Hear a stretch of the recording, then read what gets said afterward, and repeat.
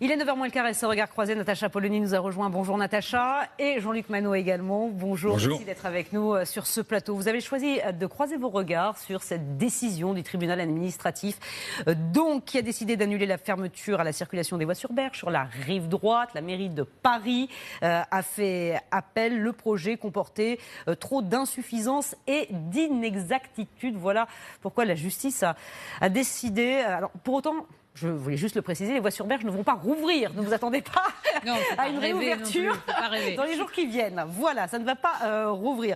Voilà, mes colères effectivement de la maire de Paris. Alors que faut-il en penser ? Sans doute qu'il faut en penser qu'il y a une espèce de conjonction qui est particulièrement mauvaise pour Anne Hidalgo en ce moment, et c'est assez frappant. Parce qu'on avait l'impression d'une forme de bulldozer. Elle avançait sans jamais se soucier des oppositions, de ceux qui pouvaient rechigner ou faire entendre une voix divergente. Ça n'existait pas pour elle. Et tout à coup, on a l'impression que les petits ennuis s'accumulent de divers ordres, parce qu'il y a cette histoire-là, il y a l'histoire des Vélib, il y a l'histoire de la propreté avec son rapport à 200 000 € pour dire que les rues de Paris sont sales, on avait remarqué, merci. Il y a la question des panneaux publicitaires, l'accord a été cassé et du coup, ce sont des rentrées financières en moins. Il y a, la privatisation des stationnements aussi qui commence à faire hurler. Donc, différents petits indices. Et derrière ça, en fait, il y a une question politique. Anne Hidalgo, jusqu'à présent, a mené cette politique-là au nom du bien. C'est-à-dire, elle défendait l'écologie, le monde de demain. Et tout à coup, on s'aperçoit que, en fait, elle n'a pas grand-chose à proposer et pas d'assises électorales, alors qu'on la pensait indéboulonnable. Qu'y a-t-il dans la politique et le monde que défend Anne Hidalgo ? Tout à coup, le château de cartes semble s'effondrer et on voit à quel point tout cela est assez creux. Oui, manifestement, il y a de grosses difficultés qui peuvent être des difficultés de compétences, d'une certaine mesure, parce que là, le tribunal, c'est une question de compétence qu'il pose. L'affaire Vélib, c'est une question de compétence. L'affaire des panneaux publicitaires, c'est de la compétence. Et c'est sur le cœur de la politique d'Anne Hidalgo. Donc, pour reprendre une formule, ce qui est sans doute un peu exagéré, mais elle a l'avantage de faire référence à une phrase littéraire. Il semble qu'il y ait quelque chose de pourri au royaume de Paris. Premier élément. Deuxième élément, Madame Hidalgo, elle est taxée depuis longtemps, depuis toujours, d'une volonté de passage en force, d'une forme de sectarisme, de décision idéologisée, etc. Bon, là, on le voit de manière très concrète, et il y a un moment donné où ça revient, on ne tient pas 5 ans avec cette logique-là. Et j'en veux pour preuve la méthode de riposte qui a été utilisée, qui est... on est pour l'écologie, on est pour le nouveau monde dans une certaine mesure. Et alors, quand on est attaqué, la riposte, c'est celle du pire des vieux mondes. C'est la justice fait de la politique, la droite est méchante, mon opposition est insupportable, etc. Et je dirais, parce que elle fait aussi des choses bien, Madame Hidalgo, forcément. Et donc, il n'y a pas d'excès d'indignité non plus. Mais lui donner un conseil gratuit, c'est...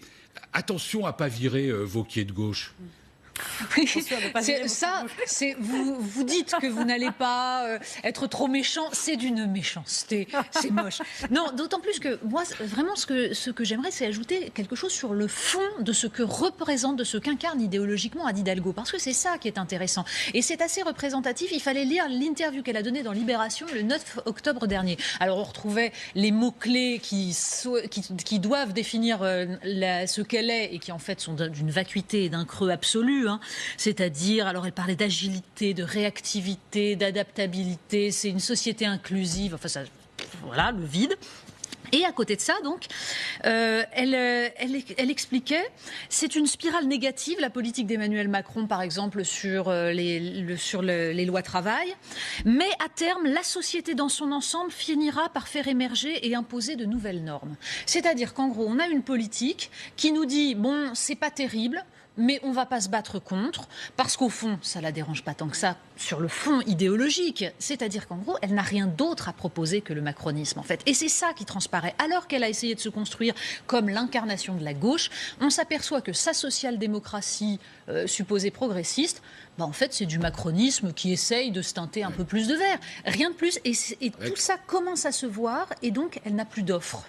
Avec une nuance, c'est qu'en général, le macronisme, ça va avec bienfait. Voilà. Là, du macronisme mal fait, c'est quand même plus mais compliqué. en fait, Jean-Luc, vous êtes beaucoup plus méchant que moi. Je fais des efforts en me disant que c'était un challenge, j'essayais d'y arriver.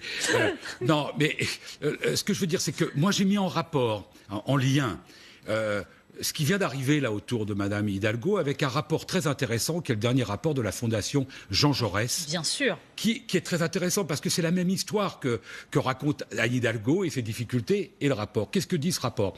Il dit qu'une partie de la population, l'élite, la partie la plus riche, la plus aisée, la plus cultivée, a fait sécession dans la société. C'est-à-dire qu'elle ne vit qu'entre elles, qu'elle ne regarde plus le reste de la société et que donc elle n'est préoccupée par elle. Quel est le quartier général de cette société-là? C'est Paris. C'est la ville-monde chantée par Anne Hidalgo. C'est Paris. Et qu'est-ce qu'elle dit, cette société-là? Elle dit, je m'intéresse à des questions comme Anne Hidalgo, qui sont des questions qui sont en décalage et parfois en contradiction. Et la réalité, c'est que, évidemment qu'il faut s'occuper de l'écologie, etc. Évidemment qu'il ne peut pas y avoir des autoroutes urbaines dans Paris. Mais enfin, de temps en temps, il y a des banlieusards.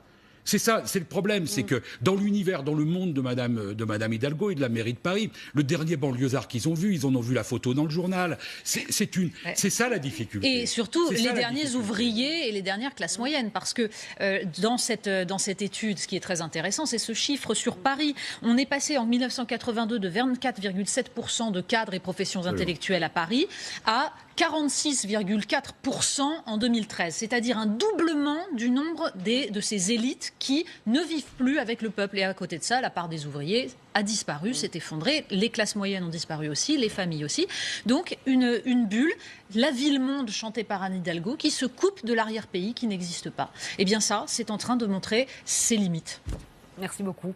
Jean-Luc Manot, à bientôt. C'est un plaisir de vous recevoir sur ce plateau. Natacha Polony, à demain. Mais La République LCI, évidemment, avant. Et c'est Jean-Jérôme Bertolus qui sera là demain matin. Je vous souhaite une excellente journée.